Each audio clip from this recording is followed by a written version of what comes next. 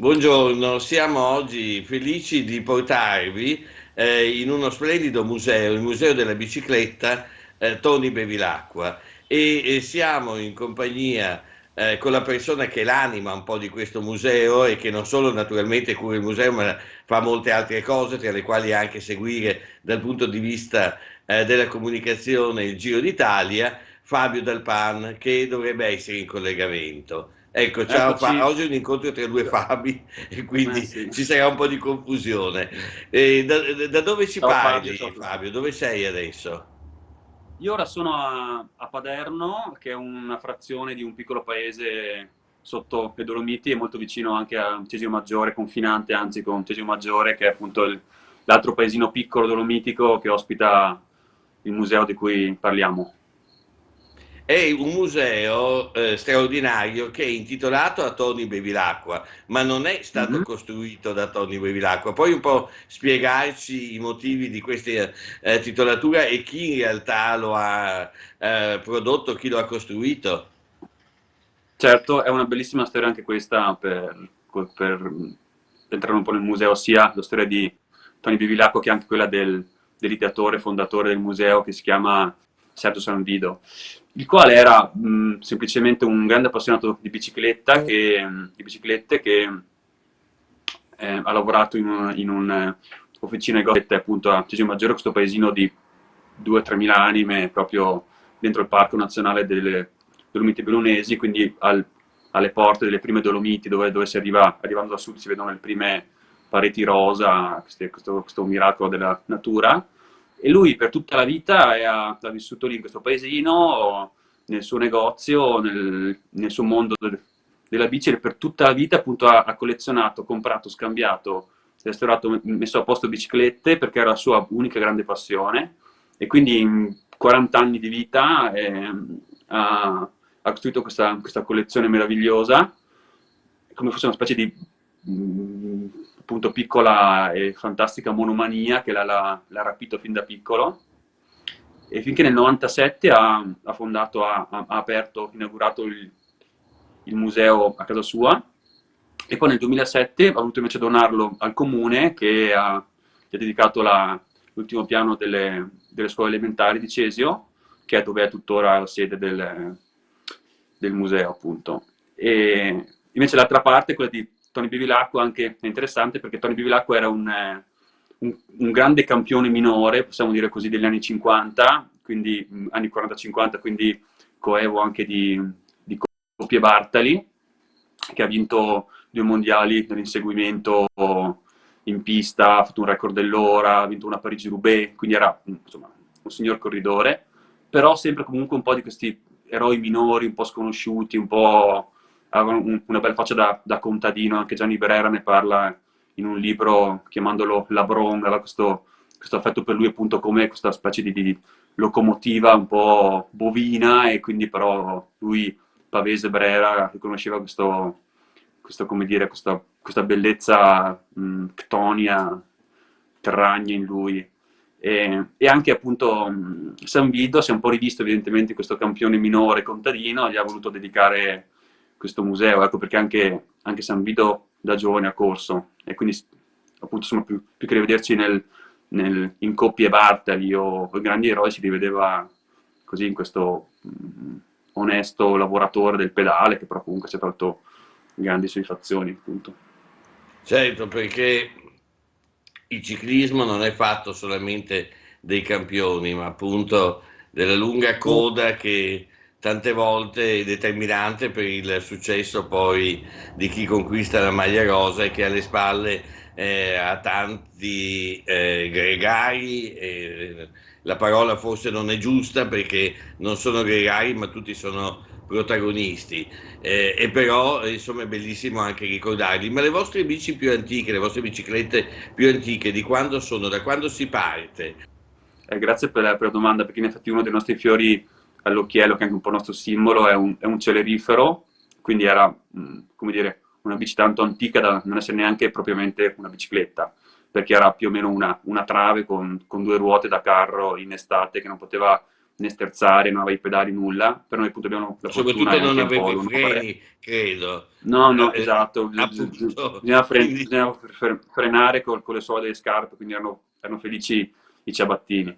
No, a quel punto noi abbiamo la fortuna e anche un po' l'onore di avere questo esemplare di celerifero francese del 1791 datato, che quindi è probabilmente una delle protobiciclette più vecchie al mondo e quindi è, come dire, il protagonista della nostra sala storica che poi accoglie anche altri esemplari come i bicicli, quelli famosi con le ruote grandi anteriori, oppure le Michelin, le prima bicicletta con i pedali dopo il celerifero e la dressing, e poi da lì via via andare tutte le varie, come dire, invenzioni, dalla catena ai fanali ai primi cambi molto bizzarri. C'è una bicicletta che io la adoro perché è, come dire, secondo me molto poetica e anche metaforica a tratti, che è una bici modello Saint-Étienne del 1912, se non sbaglio, la quale ha questo cambio appunto meraviglioso, proprio sublime, anzi forse è il termine giusto, che pedalando in avanti si usa il rapporto normale da pianura, quindi quello per andare, no, a fare metri, chilometri, che appunto sviluppa velocità. Invece, per andare in salita occorreva pedalare all'indietro e così si innestava il rapporto più leggero. Quindi c'è questa cosa appunto molto carina secondo me, che si potevano scalare i passi dolomitici e salire verso le vette proprio pedalando all'indietro, quindi questa cosa bizzarra, no? Salendo su però pedalando con le gambe che guardavano a valle. non è stata adottata poi come idea, mi pare. No, no, no, esatto, era molto bella poetica ma poco pratica come spesso, però comunque a Eh. noi piace avercela lì. E forse negli ultimi anni c'è stato un'accelerazione, credo che per un museo sia difficile stare dietro all'evoluzione tecnologica degli ultimi 10-20 anni. Sì, certamente, e soprattutto forse anche per un museo piccolo come siamo noi, che appunto è un piccolo museo di un piccolo comune, che quindi anche ha un po' di, come dire, difficoltà, sia un po' di budget, ma anche di spazi, quindi stiamo un po' cercando di rinnovarci, però sì, negli ultimi 20 anni, a parte il carbonio che è anche un po' precedente, però tutti i cambi elettronici, le varie sospensioni, i freni a disco, ci sono sì, sempre continue evoluzioni, no? Perché come diceva Umberto Eco, la bicicletta fa parte di quelle poche cose che non possono essere migliorabili, tipo il martello, diceva lui, per quanto puoi farlo più leggero, però quello è, no? Una cosa che batte per battere un chiodo. E anche la bici più o meno quella è, no? Se uno lo guarda a livello macroscopico. Però in realtà invece in tante piccole cose, specie nel mondo professionistico dove si cerca il mezzo watt in più, invece sono sempre lanciatissimi nella ricerca tecnologica, appunto dai cuscinetti ceramici, eccetera, eccetera. Arriviamo fino a un certo punto, abbiamo alcune bici moderne, c'è una di Petacchi degli anni 2000 che pesa 6,5 kg, abbiamo anche quella di Pantani del 97 con la quale ha vinto 2 tappe al Tour de France, però è così, non è che arriviamo agli ultimissimi anni per ora, poi ci stiamo lavorando. Anche perché poi le bici, quelle diciamo così turistiche, stanno trasformando profondamente il modo di utilizzare la bici per muoversi nel territorio, perché adesso c'è un'invasione di bici elettriche. Ah, certo, sì, sì. Se si va in montagna, chi ha la bici tradizionale si sente un po' mortificato perché sfrecciano queste persone, certamente, e diventa uno sport molto rilassante, molto Sì. diverso anche da quello che era una volta, insomma, ecco. Dov'è che ha trovato posto il museo? Cioè, in che edificio è stato collocato? E poi il comune e la provincia vi aiuta? C'è così, una collaborazione con gli enti locali, una promozione? Com'è che vivete, come siete organizzati, insomma? Allora, sì, appunto il museo ha sede all'ultimo piano delle scuole elementari di Cesio, in un sottotetto di legno molto bello e accogliente, secondo me. E viviamo in realtà da un fondo del Comune di Cesio che ha sempre stanziato da quando appunto dal 2007 San Vito ha donato la collezione al comune, che appunto è insomma, il grosso viene dal comune che mette questi fondi. Poi insomma siamo sempre un po' alla ricerca di altri sponsor, collaborazioni per fare magari qualche evento in più, per un po' far conoscere il museo, un po' per magari fare qualche presentazione, oppure qualche evento che porti persone a far conoscere questo piccolo museo, perché ogni volta che, cioè è molto bello da una parte e invece un po' strano dall'altra, perché specie quando poi d'estate apriamo e arrivano eh, molti viaggiatori, turisti dall'estero, da specie Nord Europa in bicicletta, arrivano lì e appunto in questo paesino piccolo di montagna salgono su per queste scale di questa scuola e si trovano davanti queste 200 biciclette, rimangono basiti, meravigliati e increduli, ma anche io mi ricordo la prima volta che ci sono entrato, penso 10 anni fa, che insomma sapevo sempre che c'era il museo Cesio, però non avevo andato, sono entrato, sono rimasto quasi, no, annichilito, una specie di sindrome di Stendhal, a vedere tutta questa quantità di bici diverse. Ecco, ma per dire che è anche, come dire, lo stupore di trovare questa meraviglia in un posto che è un po' fuori dalle rotte, no, principali delle grandi città e dei grandi luoghi turistici. E quindi ecco un po' la nostra sfida di ISO-IPS, che è il gruppo di ragazzi che assieme a me lo gestiscono, è proprio quello di farlo conoscere, portarlo fuori, raccontarlo, perché insomma siamo certi che è una meraviglia piccola, nascosta, però ancora più interessante da scoprire, no? Come un po' sono anche in generale i nostri luoghi qui dolomitici, un po' fuori dalle rotte turistiche principali, però come dire, tanto più eh, meritevoli secondo noi. Certo, e così come ci sono i tour delle auto storiche, ci sono anche dei giri delle biciclette storiche per caso, perché io non lo so. Ogni tanto si vedono questi magnifici relì che poi sono molto tranquilli in realtà, con Mhm. le auto storiche che passano per i paesi anche di montagna. Non so, c'è qualcosa del genere con le bici? Sì, sì, c'è, beh, certo, c'è la famosissima eroica, no? Che si corre attorno a Siena, che negli ultimi 20 anni ha avuto un'esplosione planetaria, che vengono da tutto il mondo a farla, che appunto percorre le strade bianche, le strade di ghiaia con le bici solo d'epoca, e hanno dei regolamenti che le bici non possono avere insomma più di alcune caratteristiche, perché appunto devono essere appunto d'epoca. E appunto quella è la più famosa a livello mondiale, infatti poi l'hanno anche esportata credo in quasi tutti i continenti, perché insomma appunto è un brand che tira. Però in realtà ce n'è molte, per dire appunto c'è anche una proprio a Cesio, nata da San Vito, sua passione, dal suo negozio, che si chiama San Vito Classic, che la corrono ogni anno, un itinerario qui in Valbelluna, nella Pedemontana, con le bici storiche, ma so che c'è anche un altro gruppo nel Trevigiano che si chiama La Croda, che anche loro portano avanti queste iniziative, quindi insomma penso che ce ne siano abbastanza in tutta Italia, cioè probabilmente più al nord, dove è più sviluppato l'uso della bici, però ecco ce n'è sicuramente molte.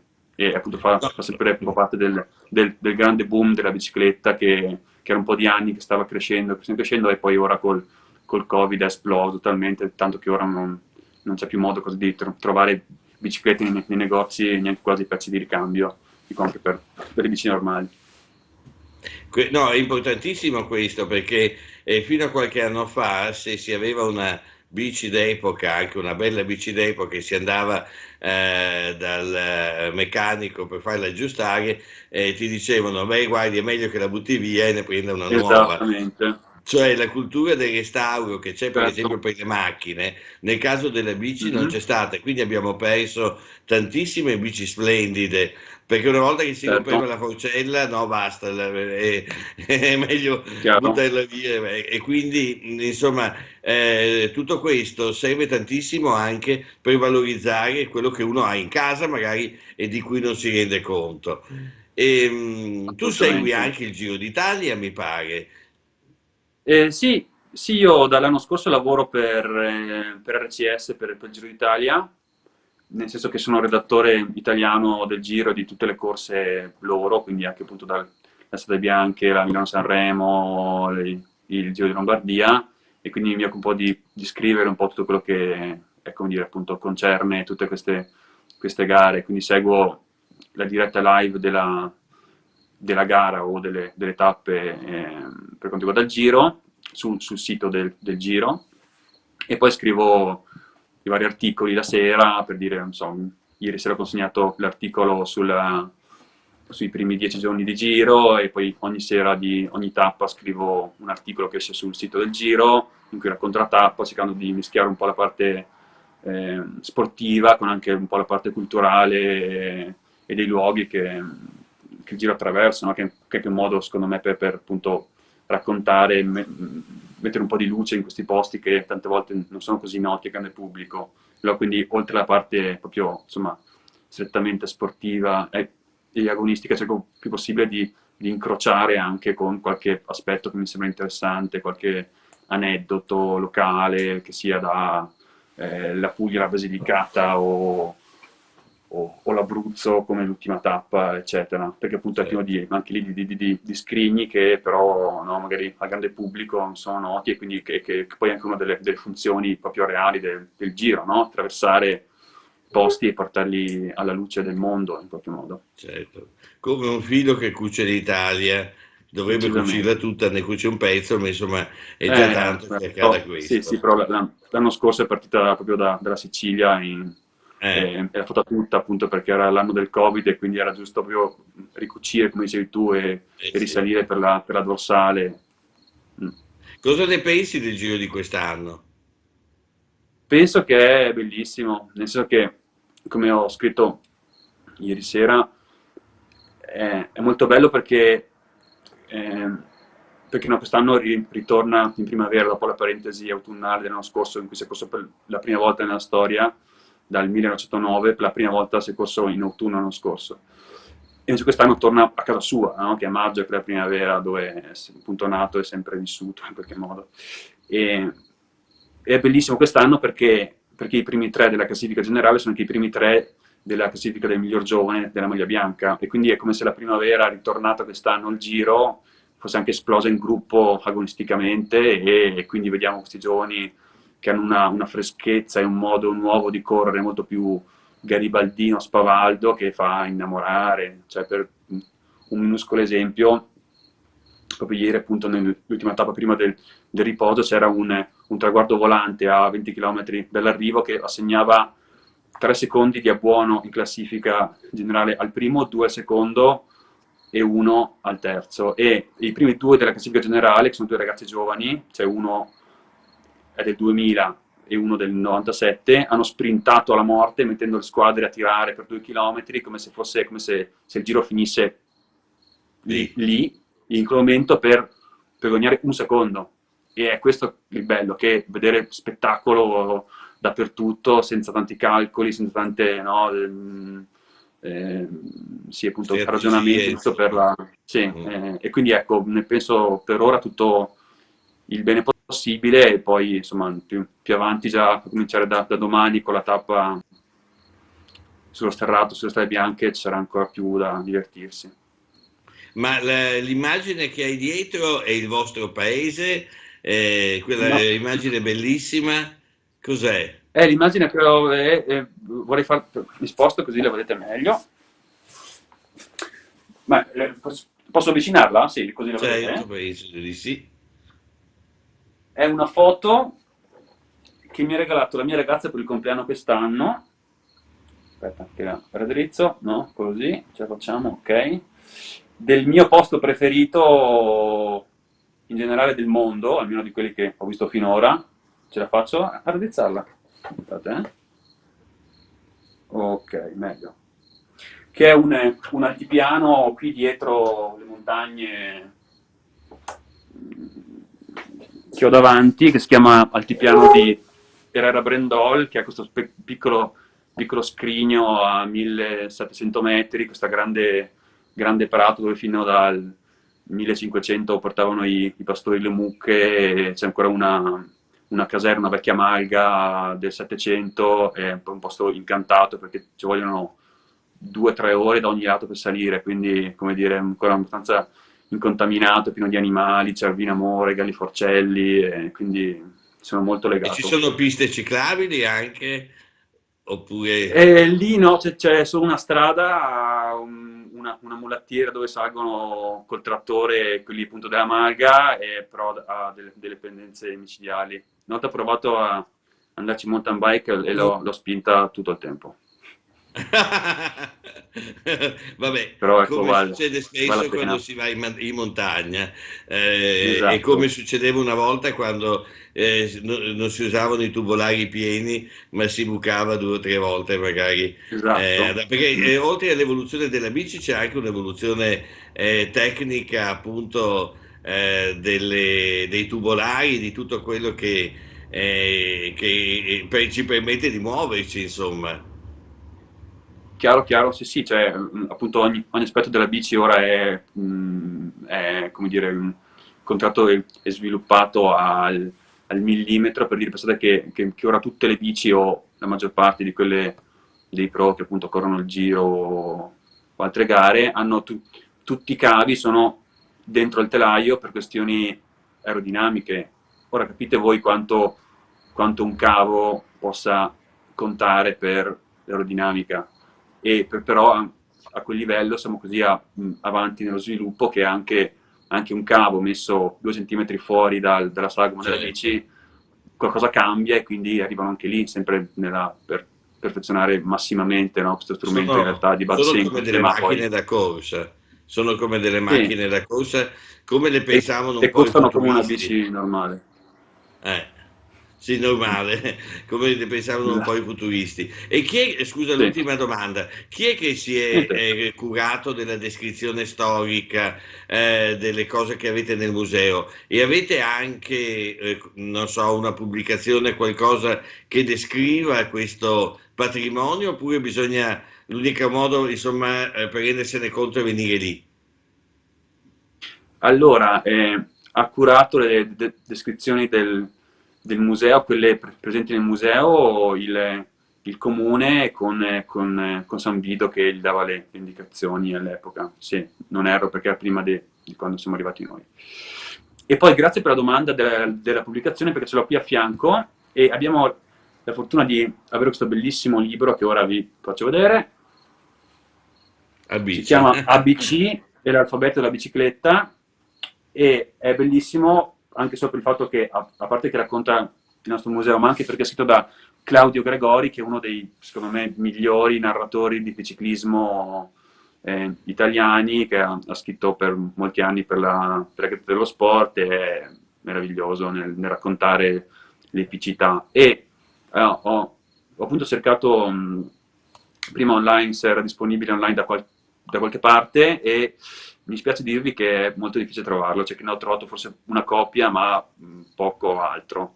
Quindi l'unico modo anche per, oltre a vedere il museo, ma anche per trovare questo libro che è veramente fantastico, è venire a trovarci.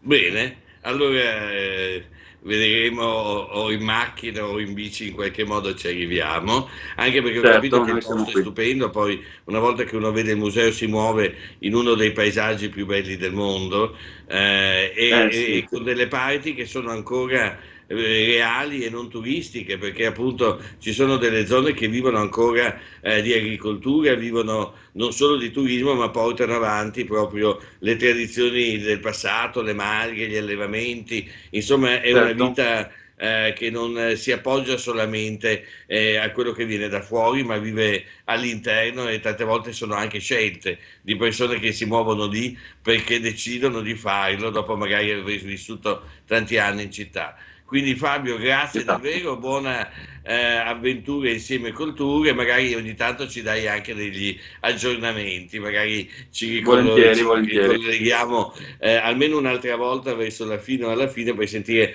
come è andato quest'anno il Giro d'Italia. Certo, quando volete con molto piacere. Grazie mille Grazie, Fabio, a te e a tutti quanti. Saluto gli amici di New York e americani, dove anch'io ho parenti, zii, famosi zii d'America, ecco ce li ho anch'io, stanno nel New Jersey, i miei, nello specifico. come tanti italiani che hanno Esatto. fatto c'è un percorso da Brooklyn che arriva fino Sì. al New Jersey, c'è un Ah, movimento di famiglie che di solito si muovono appunto verso il New Jersey e avrei visto che c'è questa idea di fare il giretto d'Italia proprio perché la bicicletta è amata mhm. ma è anche profondamente radicata all'eredità italiana, il giretto d'Italia a New York, farlo diciamo in un perimetro più piccolo, ma qualcosa che ricordi l'Italia, insomma, e Certo, sia sempre perché è legato alla bicicletta. Bene, una bellissima Fabio, grazie iniziativa. davvero e a presto allora. Grazie a voi e a prestissimo, è stato un piacere.